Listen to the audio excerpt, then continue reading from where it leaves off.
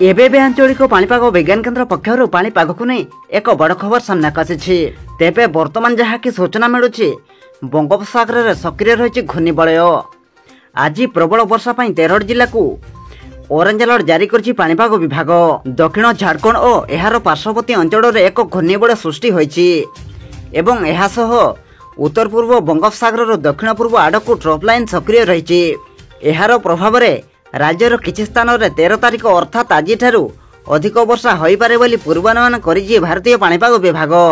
तेबे आसंतु नजर पकाइबा बंगोपसागर में सक्रिय रही घूर्णिबलय प्रभाव में आज केउं सब जिले में प्रबल वर्षा होबार संभावना रही। यह सहित केउं 13 जिला को ऑरेंज अलर्ट जारी करछि पाणीपाग विभाग। से नहीं वीडियो रे संपूर्ण अपडेट जानिबा, किंतु ता पूर्व वीडियो को गोटे लाइक करंतु एवं वीडियोटी को आपण मानक सांगसाथी मानकू अधिकरु अधिक मात्रा शेयर करंतु।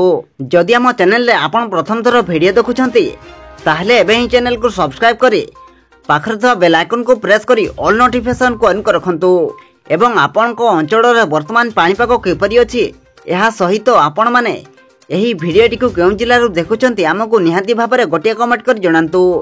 पाणीपाग विभाग तरफ मिलिथिबा सूचना अनुसार रविवार अर्थात आज पई बालेश्वर, भद्रक, जाजपुर, केन्द्रापड़ा, कटक, जगतसिंहपुर, मयूरभंज, केन्दुझर, सुंदरगढ़, नवरंगपुर, मालकानगिरी, नुआपड़ा और कोरापुट रे प्रबल वर्षा पई ऑरेंज वार्निंग जारी करछि पाणीपाग विभाग।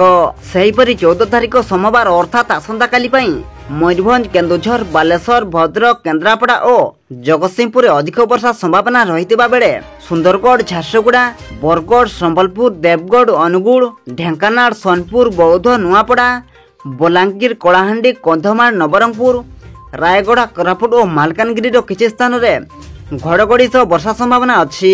सेहीपरि 15 तारिख में मयूरभंज, केन्दुझर समेत सुंदरगढ़, झारसुगुड़ा, संबलपुर और देवगढ़ रे प्रबल वर्षा हेबो बोली पाणीपाग विभाग पूर्वानुमान करिछि। 16 तारिख में मयूरभंज रे अधिक वर्षा संभावना रहिछि।